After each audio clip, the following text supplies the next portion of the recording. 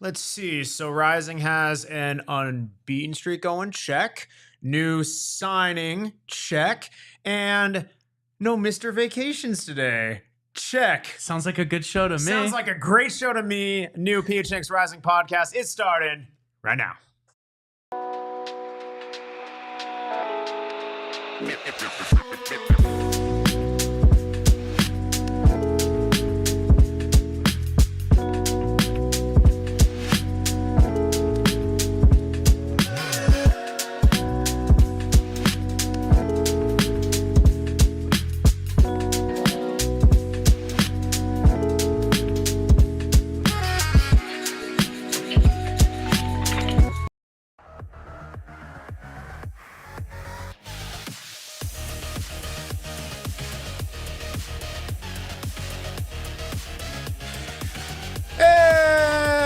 Coming to you live from Studio K, presented by Circle K. Go sign up for the Inner Circle program. Of course, save 25 cents off per gallon on your first 5 Phillips. It is the PHNX Rising podcast. What's going on, everyone? Leave a like on your way in here. Of course, we got pretty much the majority of the crew, everyone who matters. That is at least. I was going to say that. I am Max Simpson, and I'm joined on my right by Mr. Rees, the stat lackey, Goodall. Hello. Doing good? Are you doing good? We're doing darn good. And yeah, no Mr. Vacations. You know, people are saying, and Amanda in the chat said it best, but at least Max is showing up. Unlike someone else, I guess someone has to be dedicated to this pod. We're not trying to point fingers, not naming names, but some people are saying, you know, is Owen really dedicated to the beat, you know? No. I'm just saying. You're just going to say it right now. He's on vacation all the time. He is. I mean, this is now, I think, back-to-back months on vacation. It's ridiculous. All right. This guy, unbelievable. Of course, how convenient. He's on vacation right after Phoenix Rising, going on a pretty nice unbeaten streak here. Back-to-back wins. And you know what? We're going to even do this one better. It's a winning streak, and Owen's going to hate it. Oh, yeah. But they won against New Mexico. It doesn't matter. It does not matter. And, of course, also joined by the producer behind the brand Redacted Mac. It is Noah, who believe before the show started, he said, what did he say? Quote, I want to get a Juve, like a Juventus. Juventus. Like, he said he wants a Juventus jersey, referring to a Juventus kit. Juventus. There you go. That's Noah. He's getting there. He's getting there. You got to start somewhere. Yeah, leave a like on your way in here. We got a great pod tonight. Got a lot to go over, right? We have 2 matches to review from last week's pod, a match to preview. But let's start. We got a new club signing, right? Again, we've kind of been talking right throughout the season. This club definitely needs, maybe some reinforcements, but even just a little bit of different flavor, so to speak, right? You've seen that the defense has been coming together in a lot of ways, right? Goalkeeping, Patrick Rivkowski, as we're going to go on, need you say more, been an absolute, the wall between the 2 sticks. And then the front line, as we've seen, really no matter who you're putting in there, it has been a pretty solid rotation. But the midfield, right? Again, they have some talented guys in there, but we have seen this is one where this club really can use an upgrade, even just some reinforcements with some guys going to the Gold Cup and everything like that. And enter, newest midfielder, Xian Emmers. Former Inter Milan Academy kid. It's interesting. The club was working on this for a while. They had quite a few hiccups to get Emmers here in Phoenix, but it's interesting in terms of how he'll play, where he'll play. I think if he is going to be a starter for this club, it's filling in for Noble Okello, taking over his spot, because I don't think you can take out Hope. Even they seem like similar players, just looking at Emmers' stats. So the Emmers' last 3 years he's spent with Rapid Bucuresti. I'm sure I pronounced that incorrectly, in the Romanian Superliga. The last couple of seasons, though, he's struggled to stay healthy. Seems like, just from reading multiple Romanian newspapers I could find. Great sources of information. Sure, if you're ever, but of if you're course, ever interested. Big J. Only 1,300 minutes in the last, or a little over 1,300 minutes the last couple of seasons, which is about 16, 17 full 90s. That's a little bit concerning, but just looking back at that first season with Rapid Bucharest and when he was in the Dutch second division, you can really see a quality midfielder, a guy who can play a bit as a 10, bit as an 8, which really adds some versatility because, I mean, looking at what Noble Okello has done this season, he has kind of been coined as a ball carrier, but when he has done that, it just hasn't quite worked out. Sure. And I mean, I think, like, again, this is where whenever you're seeing a club put out a highlight reel, seeing some of those top plays being made, they're understandably, they're going to focus on the best aspects. They're not going to show you, right, okay, the ball dispossessions or the wayward passes or anything like that. But what you can see, even in those quick videos, is at least get an idea of the type of profile that this player is going to be, or at least in a glimpse, when they're shining the best, what is that movement looking like? And what you saw when they're putting out that video, even the clips kind of spliced in with where he's at within training already for Phoenix Rising, is this is a guy who he looks like he's comfortable on the ball, commanding the ball, carrying it forward, and being able, if he does develop into someone who is able to be that link between the back line and the forward line, especially in regards to carrying the ball. That's just something that you look at the profile of someone on the squad.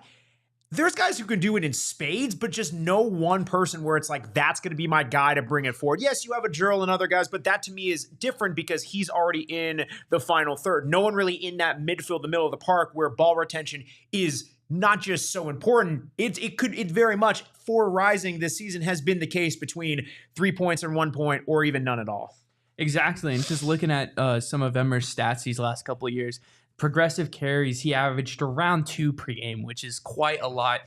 It was in the top 10% of all midfielders in the Romanian league. It just seems like that's what he's going to bring to the table. But it's also a good fair share of creativity, which we were talking about. And that is going to be key for this Rising squad because, as you mentioned, the Gold Cup's coming up. Jearl Margaritha has already gone to international duty. So has Darius Johnson, who scored today in a 5-0 win over the Bahamas. But those guys, there's not much depth in the attack. So Hope Avievu is likely going to have to, be in the front three for the next few weeks. And then Emmers brings that, he can play as a 10, he can play as an 8, and he brings that versatility that you're going to need over the next month, really. Yeah, 100%. I mean, right, those progressive carries, right, that's, typically anywhere from, 5 meters, 10 yards, depending on what kind of metric you're using of carrying the ball, especially going into the opposition half. Especially you see how Phoenix Rising plays with how USL Championship operates. You're not going to get those types of spaces. This is a league where it's built on physicality. Sure, tactics and everything are important, but there are so many teams that they like to press, especially the way Rising presses, where it's a lot of free flowing. You're not going to have a lot of time on a ball. So someone who is able to generate that type of ball retention and have 2 carries might sound 2 progressive carries a game. It may not sound like a lot.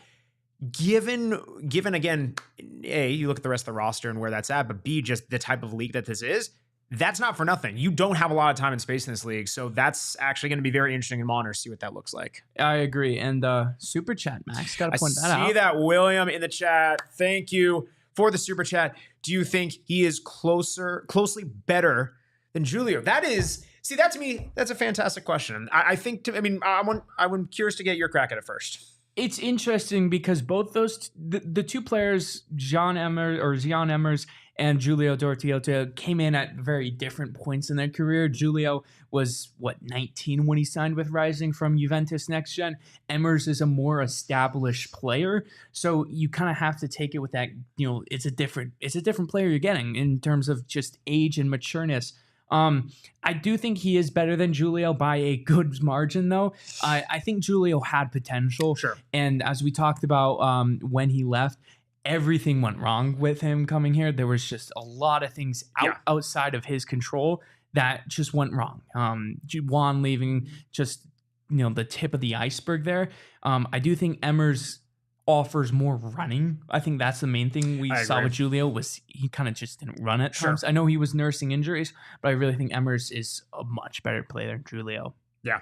No, 100%. I mean, I would tend to agree. I think it's also, yes, playing a relatively similar position, but I think Emmers might be able to offer you a little bit more positional versatility. And that's not to say Julio didn't, but I think, again, I think where Julio, as we mentioned, a few podcasts ago, where it was almost, it's the jack of all trades where they were kind of deploying it, master of none, deploying him in different positions and not really nailing one down.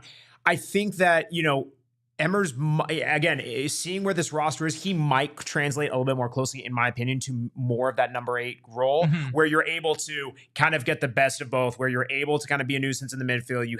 He's not an overly massive guy, but he can certainly hold his own weight. And then being able to progress forward, that to me, that screams a lot like a number 8. Whereas unlike perhaps, let's say, a number 6, maybe that's more of a deep playmaking or a ball player, or kind of more of your kind of seek and destroy, or number 10, where yes, you need to have good ball carries, but that to me is much more creatively based. I'm not saying that he's not, but to me, you're kind of looking at his skill set.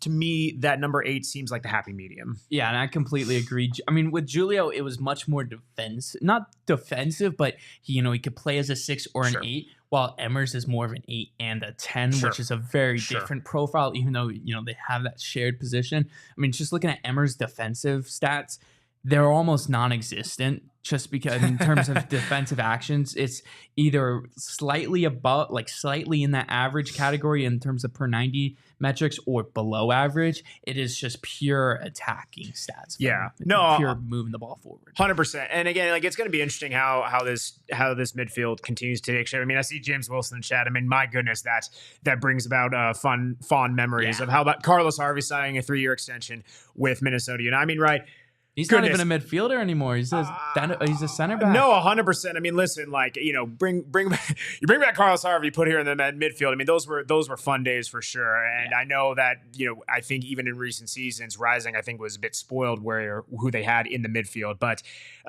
this, to me, I feel very, very energized by this midfield move, right? Is it going to be the cure-all? And I still think, especially if anything, this seems even more on the front foot. And I think that they're still going to have to tighten down, especially when, in the counterattacking space. And they still seem at times a little bit more vulnerable to the counterattack. We even saw that against New Mexico, which we will get into. But I think this at least gives me hope that you are able to have more link-up plays, which is going to give your attacking third more opportunities, which, as we've seen from Rising, the more chances you're going to be able to give your attacking third, even if it's going to be a track meet, you give Rising more opportunities, it seems like they're going to win it more often than not. And I mean, to your point, I really feel one of Rising's not biggest issues, but biggest issues in terms of why they haven't scored as much. I know they're just coming off a 3-goal game, but it's...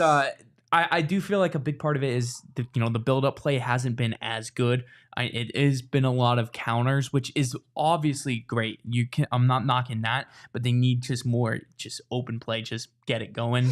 Build from the back, which would help them widely. And I think this is what this move does.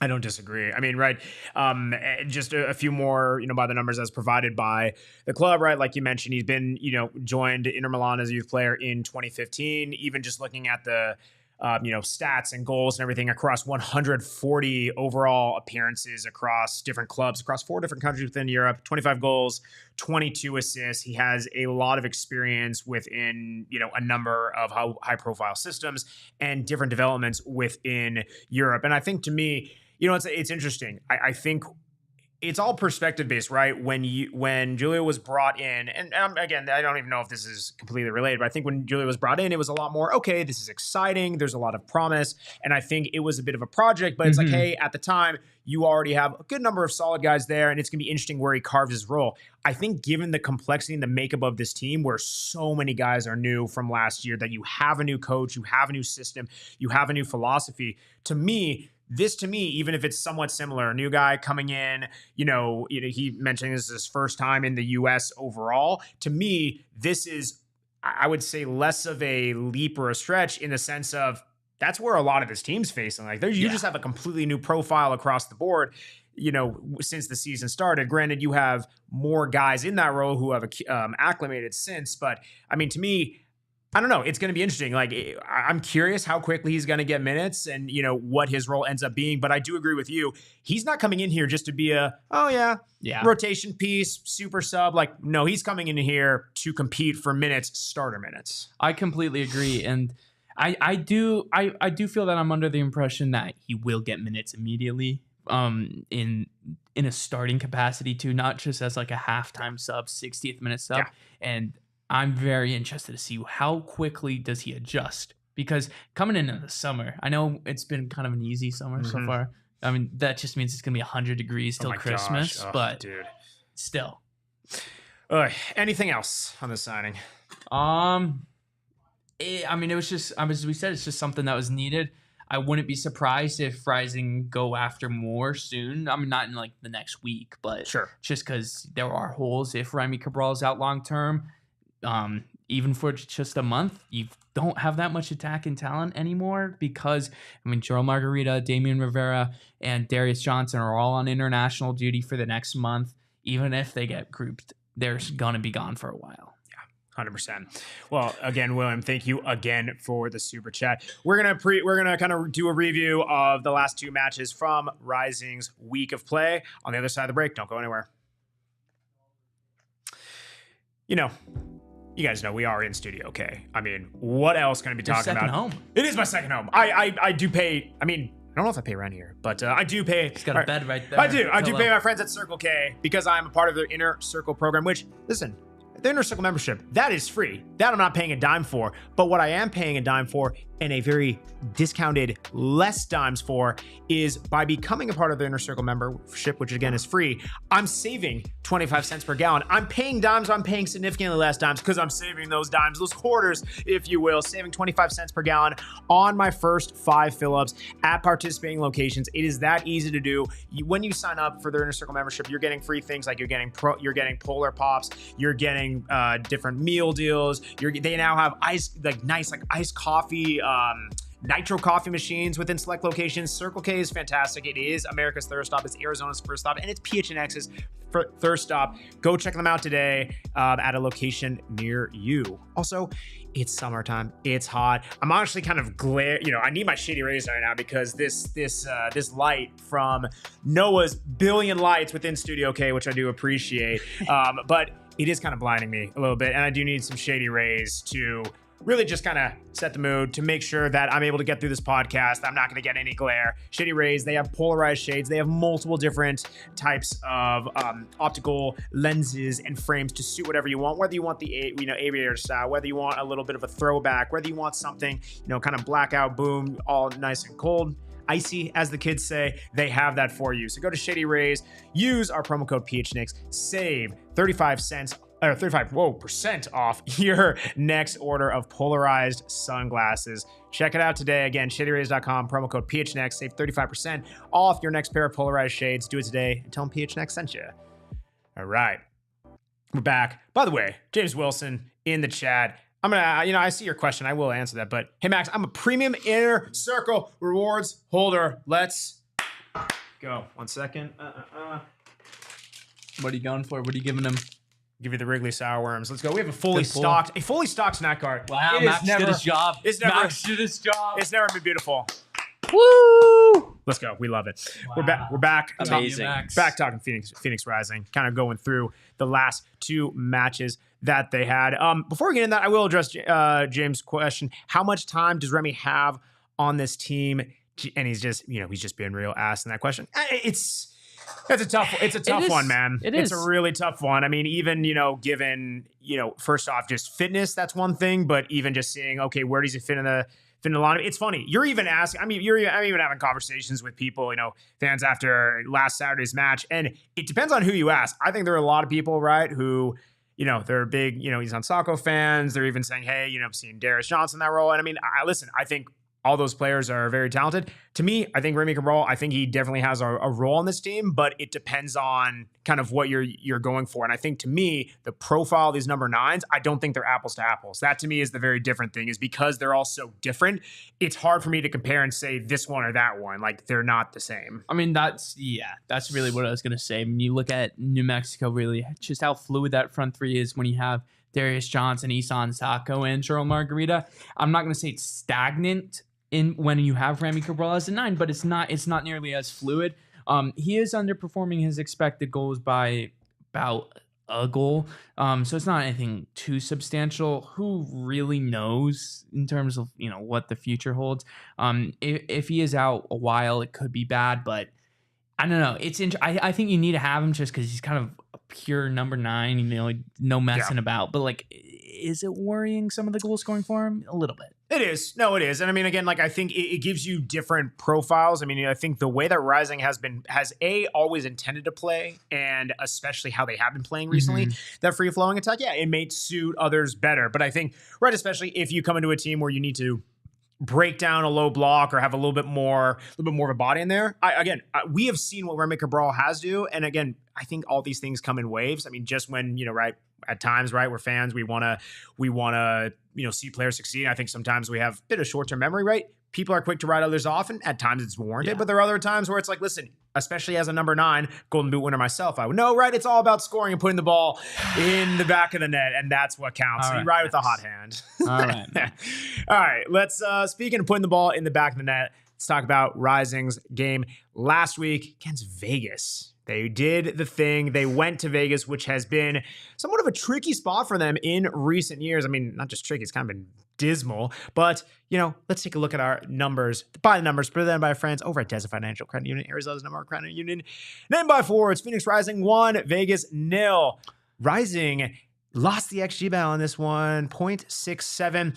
I just realized I gave the wrong possession. You did the wrong possession. Okay. Well, that's okay. We will correct that. How dare you, stat lackey. That's on me. Vegas, 1.54 XG, with one of that coming, about 0.75, coming from the penalty that Patrick Kofsky expertly saved. Possession, flip-flop, if you're looking on your screen, should be 44% possession for Rising, 56 for Vegas. Shots, 5 shots for Rising, 19 for Vegas, and then 1 shot on goal for Rising compared to 5 on Vegas. So listen, both teams, about that 25% of the goals the shots that they had were on goal.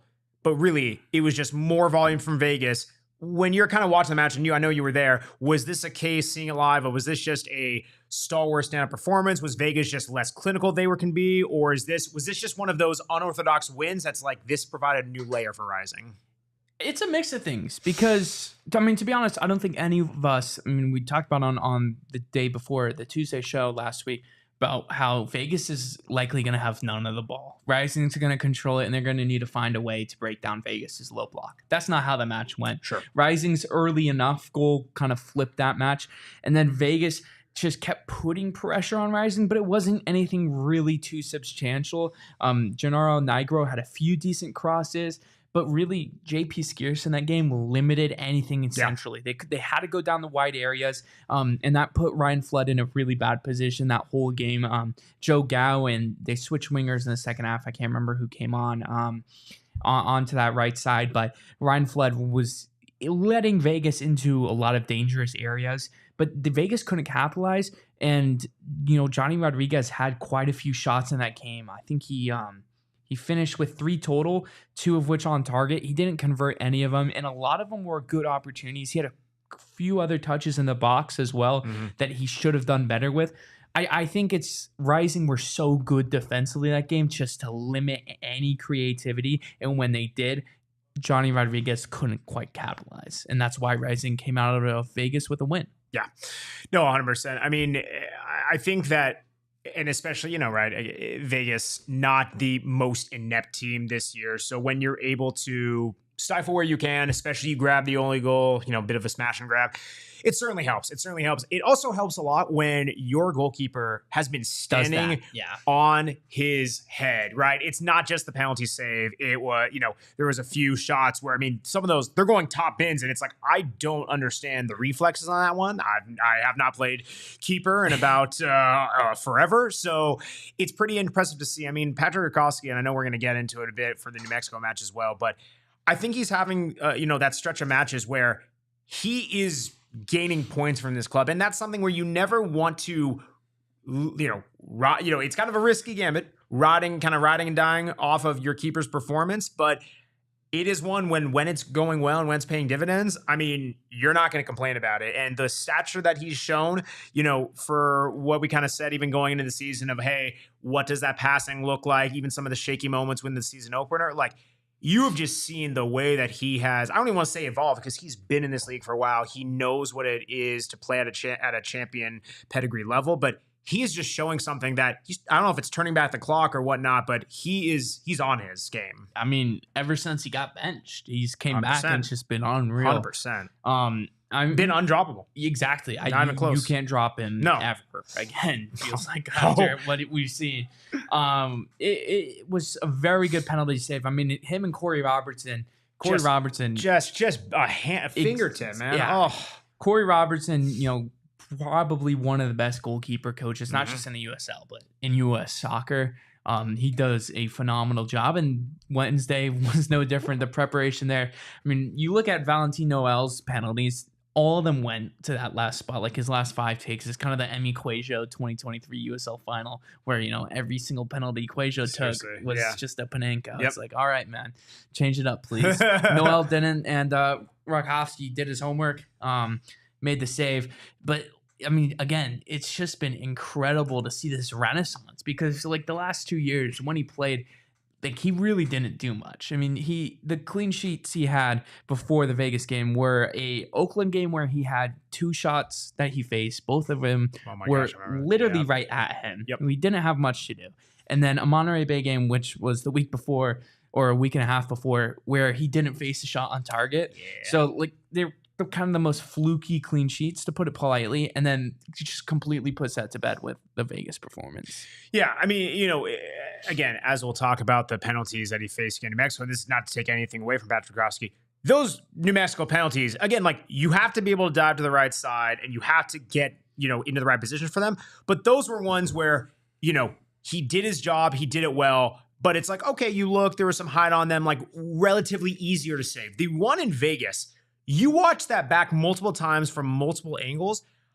That is so difficult because you see keepers, right? You're mentioning, hey, penalty taker, he keeps on going down to the same side.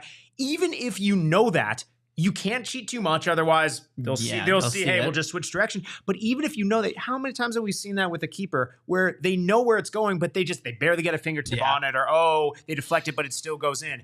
You have to not only be able to get down to that level and judge where it's going, but just to have even the hand and the wrist string just to make sure, like, this thing ain't bending and it just goes. Dude, that is so hard to do. Like, hats off. And also too, is that not his, I'm trying to think, is that his non-dominant hand too? Like, that's, I don't know what hand he I know, is. But I'm just saying that's still pretty crazy. I guess it would be. I mean, you saw how Rising celebrated that. It was huge. Jumped up in, big ol' hug. It might have been an ugly win in an ugly game, but I'm a firm believer, if you get a win on the road, it does not matter how it looks. Don't matter. If you win 5-0 and you play the most beautiful soccer, or you win 1-0 with 1 shot on target and have to sit back and defend for 89 minutes. A win is a win when you're playing on the road in the USL Championship, and you need to celebrate it as such, and that's what Rising did. And you even heard in his press conference again after New Mexico of, like, these...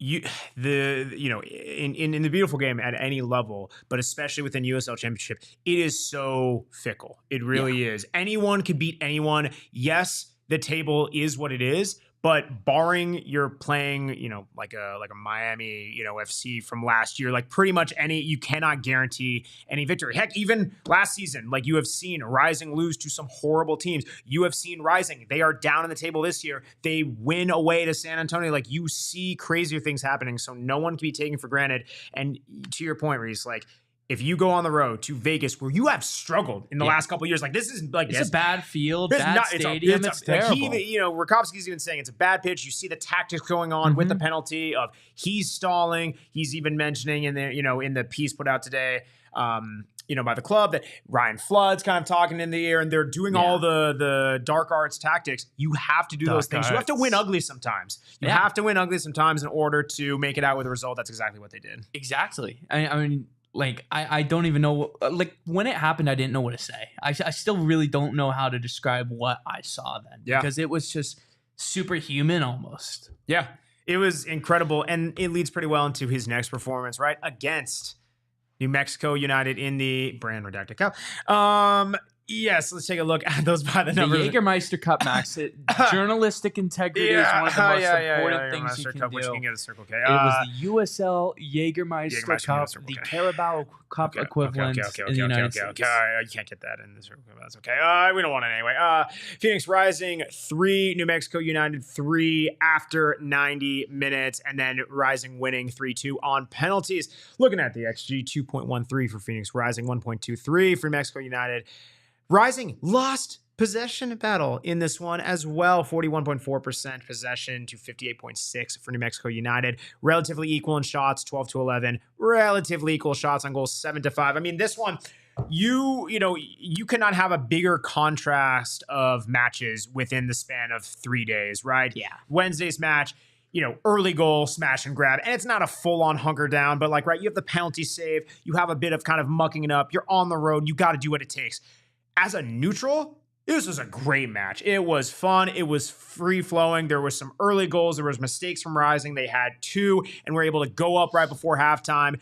New Mexico, kind of equalizing, and you go into penalties, and it's just deja vu. But man, oh man, I don't even know where to start with this one. This match was really kind of all over the place. Yeah. And watching it back, I don't think New Mexico should have had that free kick to open the game.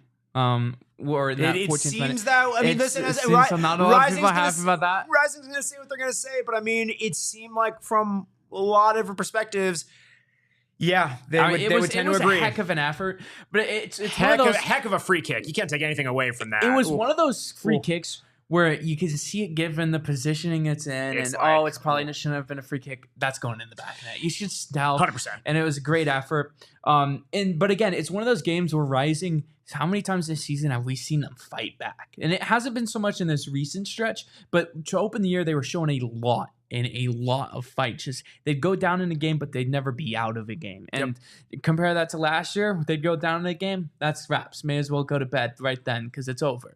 And they came roaring back in the last 10 minutes of the first half, the penalty, and then an excellent goal for Hope Avievu, Jearl Margaritha on the right. Just he was kind of struggling to break into the game at times. New Mexico did a very good job with their wingers of Chris Gloucester and Jalen Lindsay, just shutting down both players for Rising on the wing, whether it be Jearl, whether it be Sacco, whether it be Darius Johnson with the rotations. But then Jearl makes him pay. I mean, we've seen him go, speeded things up, or we've seen him slow things down. That time he took it slow, took it patiently, and then plays the ball to Hope Avievu, smallest player on the pitch, and he heads it in to the back of the net. I think it was so fascinating to see where I think, in soccer, right, you have that mix of you have to be decisive, you have to be a killer, and when you have your opportunity, you must be able to strike. But it seems like for the great ones, and the great ones. Hey man, listen. I mean, even for great on this team, right? Jearl is very much considered one of the best. One of the best players on Rising's roster, one of the best wingers within the league. We're gonna call it what it is. That's not a surprise to anyone. For the great ones like him at this level, for as quick and decisive as you need to be, the game also slows down for you a bit. Yeah. And the presence of mind to drive at that end line, take a bit of a hezzy or a little bit of a pump fake with a fake kick, down the defender, take another step, almost hesitate just for a moment, and you can watch it back. He's looking. He knows what he's doing. He's buying time. A beautiful, perfect way to chip. And for of all people, for Hope to be able to get his head on there and just absolutely just bury in the back of the net, that is just so well done. That is something where you can teach that type of awareness and that type of decision-making only to a point. But to be able to actually execute at full speed, especially even with the added thing of, hey, this is right before halftime and you're kind of, you're almost trying to rush a bit. That's just class. Exactly. That's class. And he's going to have a very good Gold Cup. I'm saying it now. He's going to be Dude, you can Mr. Aura, you can see how he's exuding the confidence in the press conference afterwards. He's just like, listen, man, little brother should have beaten them in extra time. That's what makes him so cold. He missed his penalty and he's still going. That's just incredible. 100%. That's what you need. 100%. Incredible. Oh yeah. So it was It was a wild first half, right? You're kind of going into it and you're thinking if Rising can even maintain this momentum for the next 15, 20 minutes going into this in the second half, it's not over, but it's like, just don't let New Mexico go back to an early. It's exactly what they did, right? Yeah. I mean, this match had 3 different lead changes, 3 different equalizers. It was this was an all over the place match. So, I mean, very entertaining. Mexico was able to get back into it. And I think this is one where, again, Rising has such the plethora of just different attacking players, but new guys are able to step up. And I mean, they were able to ride it down the stretch. Second half, I think, I'm not going to say fizzled out because there's 3 more goals in it, but it ended up equalizing a bit right as we got into penalties. I feel like, especially after you get into those last 5-10 minutes, felt like it's like, okay, we all know where this was going. You saw the substitutions happening, and then you kind of set the scene. Yeah, I mean, when JP Skier scored that equalizer, it went, like, you could kind of tell the next 20 minutes, right? We're just going to get to pens. And then once we got to pens, oh my goodness me. I thought you're gonna clean sweep them at that point. I mean, it's just the way they're going, it's like, listen, Rakowski's saving the first 3 he faces, Rising buries, what they do, and it's like, okay, like just put it away, and then it's like, oh my gosh, you see the tide turning. You literally thought it was going to be a repeat of the 2023 USL Championship final. When it went, because it was almost to that same path where Rising, instead of going up 2-0 in that final, they were down 2-0. But thankfully Rakowski saved 3 this time instead of Trey Muse saving 2. So even so, some weary penalty takes by Darius Formella and Jearl Margaritha. It didn't mean anything. It didn't. Just. I mean, I like back to the 3 saves though. It was 4 consecutive penalty saves going back to the Vegas game. Yeah, that's incredible. Like Rocco saved a lot of penalties this time with Rising. 100%. I don't think he ever sniffed 4 consecutive. He might have gotten a 3. He might have gotten. I think he got a 3 in a stretch. You know what? He might have gone because the one in the final he didn't save because the one technically went wide. So he would have, because he opened last season with like a couple saved in a row. So he faced 5 that missed, or 5 or 6, but I don't think he saved. That's 4. Fair. It's still nuts Rocco's record. But no, that's fair. I mean, it continues to pile on. Patrick Rakowski, the wall. He's doing his thing. 3 points for Phoenix Rising from just a fun, chaotic match. And again, like we've been saying, 2 points. What's that? Oh, sorry. Yes, 2 points. So that's right. Well, we're calling it a win. That's right. The Brand Redacted Cup. They have their own. The USL Jagermeister Cup. They have their own silly rules. But listen, it's one where you look at Rising streak, right? They are on the unbeaten streak. They have not lost since about a month ago. And that was, again, not in 90 minutes, where they're playing an MLS squad in the Open Cup, in Houston. You have to go. And then the last loss before that was not in the USL Championship. Again, and I know this match, right? This was not in the USL Championship. You have to go back to their last loss in the USL Championship, April 12th. That disaster versus Detroit. April 12th was their last USL Championship loss, as Noah's doing the Detroit native behind the Brand Redacted computer, right? April 12th was the last loss in the league. I'm not trying to say these cup games, right? We don't want to play reverse history. I do think you play for it, as they did this past Saturday. But like, they seem to be turning a corner overall. But where people are saying where it counts within the league, they're doing pretty well. I mean, these Jagermeister Cup games, they're probably realistically Rising are out of it. Sure. They'll need to beat Texoma and El Paso and hope results go their way. But at this point, it's kind of glorified friendlies for them, where you're just building momentum, building that kind of just joy. And because that game against New Mexico, that is a joyous occasion, just beating them. We're calling it a win. Beating them, beating your rival. It is huge. And you saw that after the game. The way this team reacted on Wednesday and on Saturday, it's huge. It's huge for momentum. It's massive. Well, we're building momentum. We're going to talk more about a little preview coming up against Rising's weekend game. Don't go anywhere after the break. All right. Again, a performance like on Saturday, dare I say, I have to tip my hat to Phoenix Rising. And of course, the hat I'm going to be tipping with is Brandon Bills. Brandon Bills, that joke might have been terrible, but Brandon Bills, they are certainly not terrible, right? They have everything you need. If you go to brandonbills.com, use promo code BBPHNext, you can save 10% off your order with the code BBPHNXT. X. That's aren't easy to do. They have all the different hats. If you'll anoint me, sir. They have, of course, the ASU hats. Of course, proud partner of ASU Athletics. They also have a U of A Athletics hat, but we're not going to talk about that. Oh, and Mr. Noah donating his cap as he has it. Yes, look at that noggin. Yeah, it's not going to fit my head. That's okay, but they do have the adjustable bands. You got a small head. Yes, but they do have the adjustable bands, which, of course, right, they have the nice little liner in there. It just feels so perfectly. And, of course, you can also grab your PHNX collab hats over at our locker that we collaborate with Brandon Bills. But, of course, Brandon Bills, it is Arizona's own. It is exclusive. Go to brandonbills.com. Again, promo code BBPHNX. Save 10% off your order with our friends over at Brandon Bills.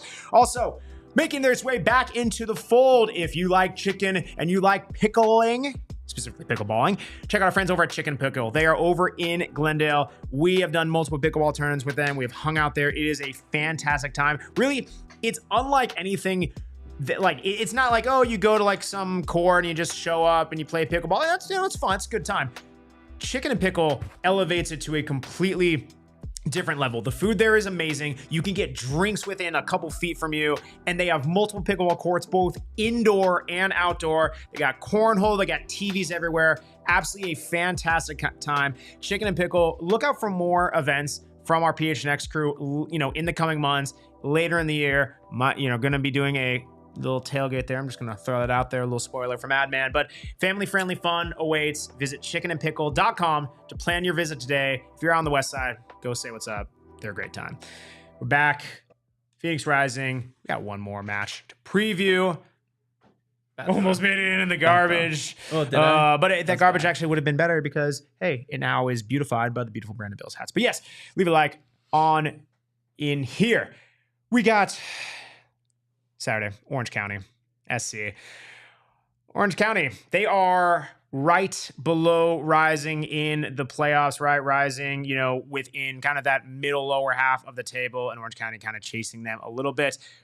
Reese, who do you have to look for from an Orange County perspective? Who should Rising worry about? Well, they're going to be without Bryce Jameson. He's on international duty with, I think it's the U20s. It's hard to tell with some of these international, call-ups. It's interesting. Who would be that guy? I'm going to go Tristan Traeger. He's kind of the 9, but not really a 9. Can play on the wings. Been in this league for a while. Was with Monterey Bay. Last year was with Charleston. Before that, he's a very versatile option. Adds a lot of oomph to their attack. Yep. That's the only way to describe it. Oomph. But they're kind of a weird team in. I do think they bring a lot to the table. And I do think Danny Stone is building something in Orange County, but they kind of get hammered a lot, by these teams. I mean, like against New Mexico United, yeah, they lost 3-0 in it, but it was not a game where they should have lost 3-0. They gave away 2 bad penalties, and a terrible goal, but they put a lot of pressure on New Mexico. I do think they have something there. They just need something else to get that out. And a player to watch in a Rising way, could benefit them. Colin Shuttler is the goalkeeper for Orange County, and he has had quite a how do I say this politely? Bad season. He has his goals prevented mark. He has conceded 17. The expected goals he should be conceding is 12.5, which is the worst mark in the entire league for any goalkeeper.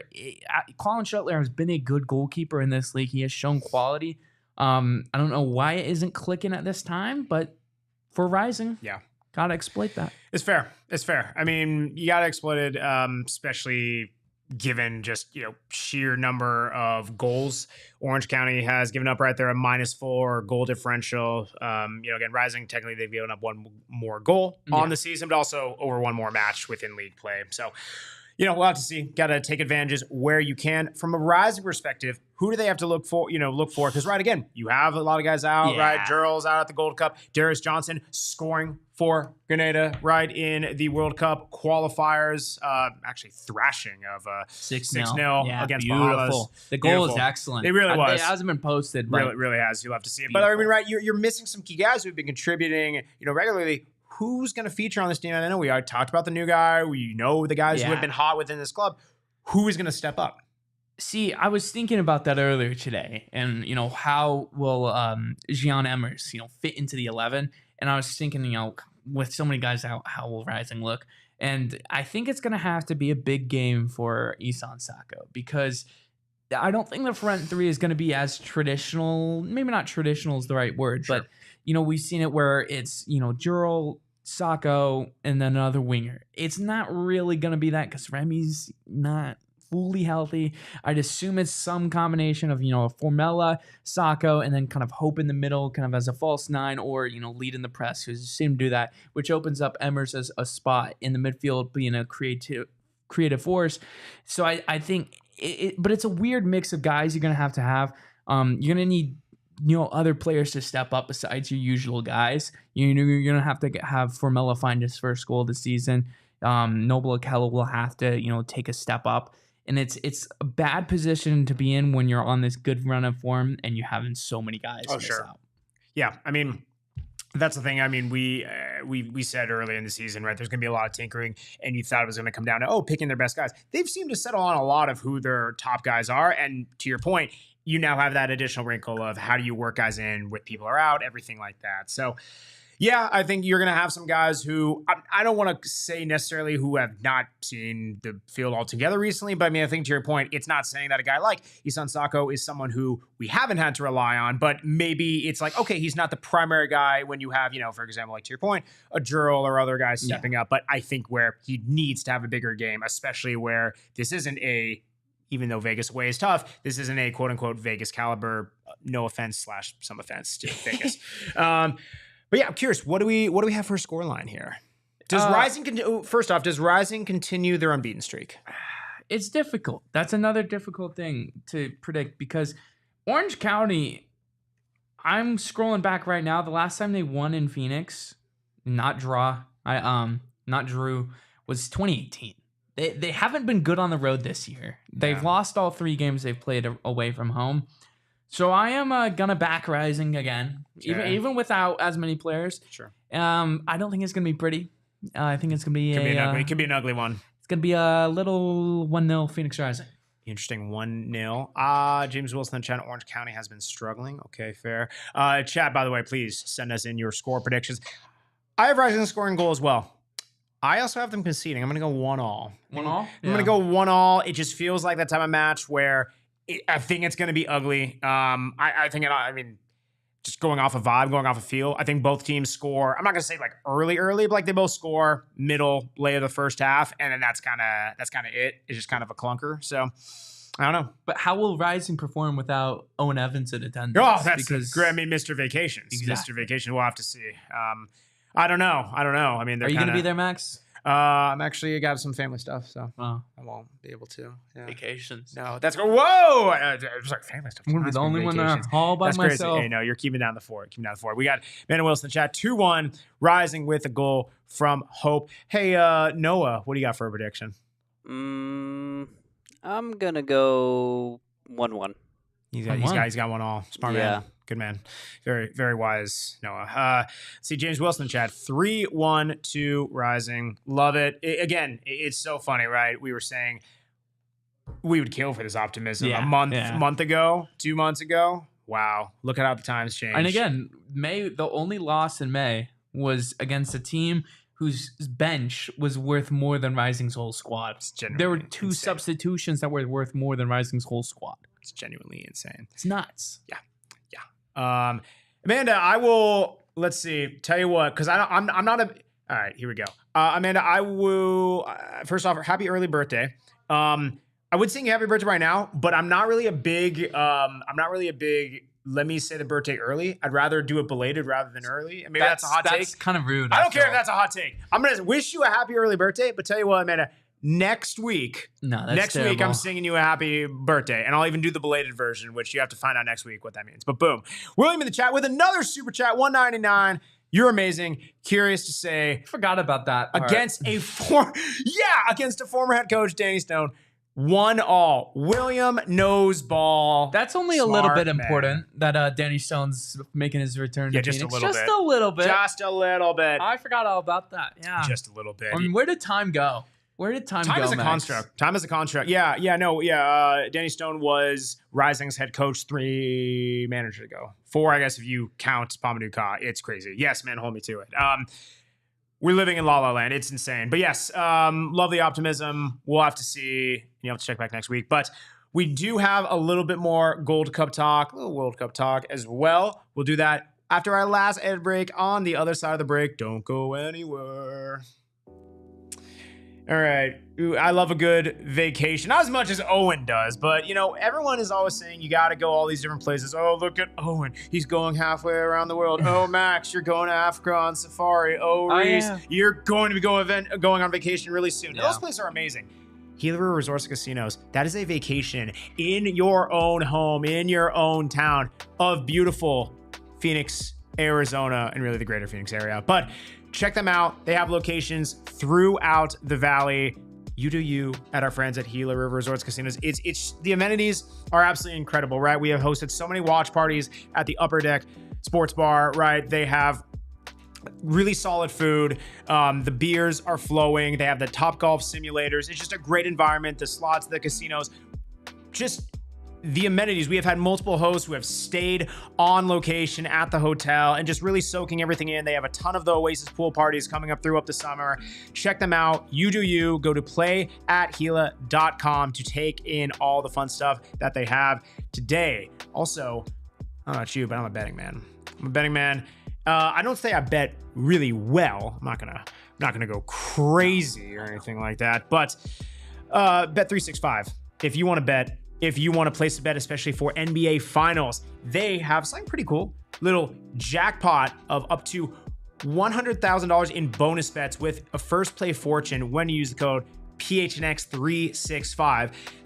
To enter for your chance to win, share $100,000 jackpot in bonus bets for the NBA Finals, you must place a 3-leg same-game parlay. And the 3 legs are first player to score the first basket, who's going to get the first assist, and who's going to get the first rebound. Again, you must get all 3 of those exactly right, and it can make your fortunes turn aplenty. But again, Bet365, life is never ordinary with our friends at Bet365. Again, use promo code PHNX365. Must be 21 years or older and physically located in Arizona. If you or someone you know has a gambling problem and wants help, call 1-800-NEXT-STEP. Text NEXT STEP to 53342. An app only. Terms and conditions apply. Opt-in required. All right. We talked a lot of Phoenix Rising. It's been a loaded show. It has been. So much going on. I mean, goodness. Yeah, make sure to leave a like. Make Noah happy. Otherwise, he's gonna start freaking out and do some crazy noises. I really need at least just like 10 more, please. At least 10 more. I mean, at minimum, we gotta get double digit, but we're almost there. Hey, Rees, take those sour wiggly worms so I can get them from you Saturday. James Wilson, you can get those at our friends at Circle K, especially being a premium Inner Circle member yourself. But yeah, James, tell you what, yeah, I'll let you bring them. Rees can bring them to Amanda for a birthday present on me. I will likely forget. So I do apologize beforehand. We went to his hands. Yeah. Yes. So again, we talked, Darius Johnson, he's scoring. Electric. Scoring for Grenada. Jearl Margaritha, you say he's going to have a good Gold Cup. It's, this may be a bigger conversation. I don't know. We're happy for Rising guys going here and representing their country. And I'm not going to take anything away from that, but it's crazy, man. You just you don't hope for any injuries. You hope for good performances to carry the momentum, but it's, this Gold Cup, I feel it kind of snuck up out of nowhere. Like the game of football, it never sleeps. There's literally always football being played. Okay. I love the Gold Cup, but I hate the Gold Cup. It's every 2 years. Come on. What are we doing? With the U.S. players pulling out, who cares? Like, I'm there only to watch Curacao and Grenada. That's fair. Guatemala and Haiti. I could not care less about any of the other teams there. I don't care what Canada, Mexico, USA do. I want to see Carl Saint, Damian Rivera, Jearl Margaritha, Darius Johnson play. Let's go. It's gonna be electric, dude. It's I mean, and listen, I know Owen would be here to be rolling his eyes from such an American-centric point of view. But like, honestly, like a lot of those guys being out there, I mean, yeah, the U.S. is still going to be, massively, favored and one of the guys who should be making a deep run. But like, it's going to be interesting. I feel every single time you see Gold Cup, you see these international competitions. Listen, we're not going to lie and say that CONCACAF is a UEFA power or anything like that. But like, you are seeing a lot of these countries are like, they're getting better every single year. You're not this massive goal for anything like that. Like it makes a difference, and I'm excited to see some of these players shine. Yeah, I mean, I just wish more countries, or not more, but 3 countries would take it seriously. No, I know. It'd make it a lot more fun. But. No, I know. Yeah. I mean, who you got winning it? Ooh. I kind of like Canada. Jesse Marsh, you backing him? Do you see Michael Bradley's an assistant coach there now? Like, I don't know if it's like a full-time That's actually gig genuinely hilarious. I mean, I know he has the Toronto FC connection, but yeah. I actually did not see that. That's kind of wild. Yeah. That's really wild. Canada's got to get past Curacao and mighty Jearl Margaritha. Dude. That's not easy to do. Dude, he's going to, Jearl Margaritha, you don't want to do too well. Exactly. On Rising. I mean, that is a legitimate thing. Because, I mean, for Rising, they benefited from, 2017 Gold Cup? That's how they found Kev Lambert.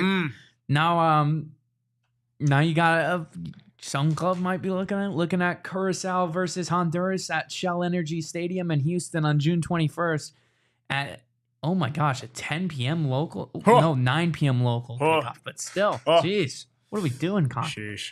Oh, man. He has a good game there. He's got, Oh, man. Yeah, that's fair. Yeah, man, there's a lot of intrigue. I like the Gold Cup. I think, I know, the hosting the quarters, pair of quarters in here. It's always a fun atmosphere. It's just a good time, man. Like, it's crazy how, like, this time next year, it's gonna be the World Cup. Yeah. Pumped. But we got the Club World Cup. Yes, the Club World Cup. What an absolute disaster. Yes! What an absolute disaster. Terrible. What an terrible. absolute disaster. This is the worst thing to happen. FIFA's screaming right now. FIFA is screaming right now. Chelsea play LAFC. I think it's like June 18th. Yeah, no one wants to watch Chelsea. No. It is a Monday. What a clunker of a football club. It's crazy. 3 p.m. in Atlanta. What are we doing? Who's watching Chelsea LAFC at 3 p.m.? It's not even a Chelsea thing. There's a game the next day. Oh, no. Look what you did. Like, let me take you. In here. Like, it is almost. Derek, no one wanted you in here either. First off, it's very warm in here. Second off, it's boiling. It is boiling. Fans of clubs that will not be participating in the Club World Cup this summer. Thank you for your opinion, gentlemen. Why is Fluminense playing Dortmund at noon in New York? The big boys Who's watching this? Who's watching this? The big boys are talking. Who's watching these games? Those are big clubs. Fluminense, and the people in New York are going to flock to see Manchester City versus Wydad Casablanca at noon on a Wednesday. What are we doing? I think that's, honestly, if I'm going to pick, if Noah's going to support a single club, I think it's that one. Palmeiras versus Al-Ahly at noon in New York on Thursday, June 19th. Who has the free time to go to these games? There's some sickos out there. And have you seen the ticket prices? How can you have both the free time and the money to go to these games? This is ridiculous. It's ridiculous. I'm going to them. Oh, yeah, I know you are. Yeah. You're going to all 63? Oh, yeah.